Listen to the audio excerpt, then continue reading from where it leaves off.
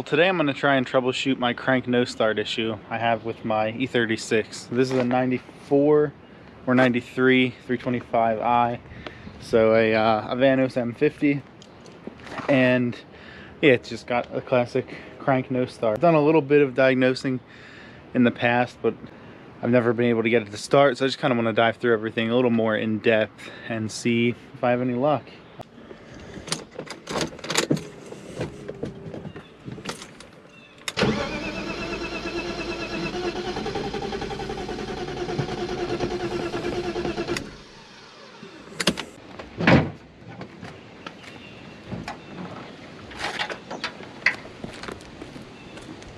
So the first thing I'm going to do is check the fuel pump fuse. A, make sure it's good, and B, it's supposed to have or get power from the relay when you're cranking.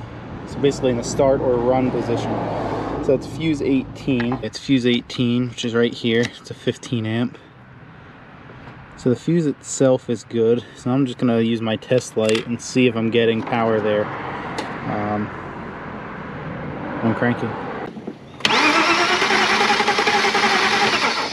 Alright, well, I've got power there when cranking, which means the ECU's functioning as far as commanding fuel pump to power on, and then that's sending signal to the fuse, which then runs to the fuel pump. So next I want to check the fuel pump when I'm cranking to make sure it's getting power and to make sure it's grounded. So the first thing on the fuel pump is to check for power. So this green and violet wire is the power in from the fuse box. So I'm going to use my test light again, which I know isn't telling me that I have 12 volts, but it gives me a good idea anyway, to make sure the system's at least getting current.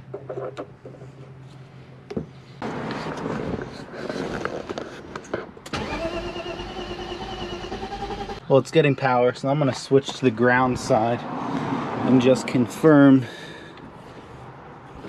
that it's grounded properly as well.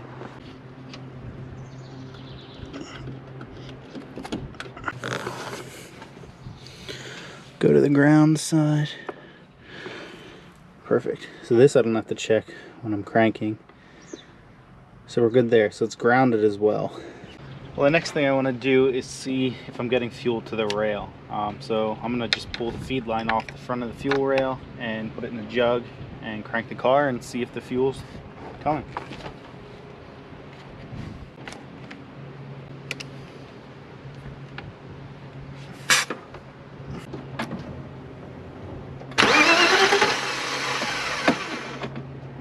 Well, I didn't use a bottle, but because of real estate, and that's definitely not the smartest thing to do, but the rail is definitely getting fuel. It's not a fueling issue, which now leads me to believe I have a spark issue. Now that the fuel's rolled out, or at least the rail is getting fuel, I'm going to check for spark. When I picked this car up, it didn't have a crank sensor installed, so I had a few spares.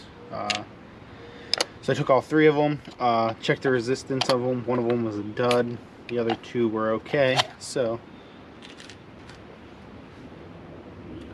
I installed that one. So I know the crank sensor should be good. So I'm going to check for spark now and see what happens.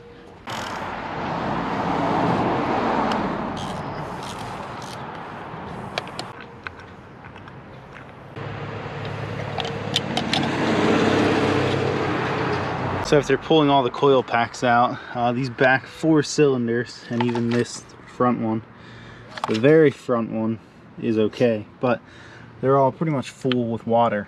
So I'm going to get my air hose, blow the water out, then I'll pull the plugs and clean the plugs, and then I also have to clean the coil packs themselves because they're caked in water.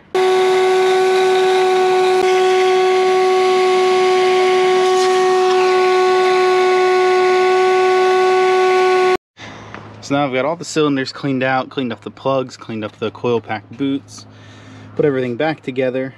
Earlier I had checked to make sure there was grounding at the coil packs, that the engine block was grounding over to the frame rail. I also checked to see that the fuel rail was grounding as well, or at least that there's ground present here. This is the light harness and like the front accessory harness, but I made sure that there's a clean ground here, and this actually wasn't attached earlier, so I did that. So I'm gonna try and fire it up.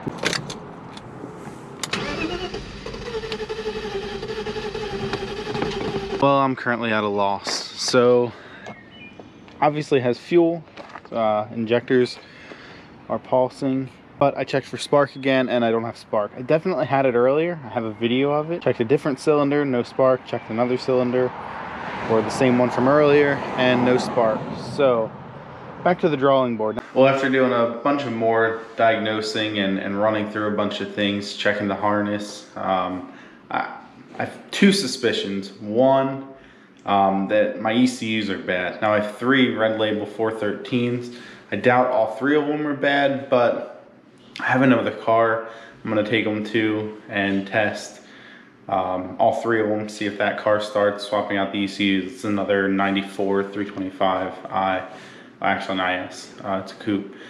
But my second suspicion is that the crank sensors I have, although they ohm out correctly, the wiring, essentially the lead for them, has some breaks in it. So that could potentially be the issue before I buy a new one. I know I can get a non-OEM replacement for around 80 bucks, or I can buy an OEM replacement for about 200. Before I make that jump and decide that that's what I'm gonna do though, I wanna see if it's the ECUs. So tonight I'm gonna run those ECUs over to my other car and see if that car starts with them in. If it does, then I'm gonna just order a crank sensor, and that's gotta be the only other thing it could be at that point.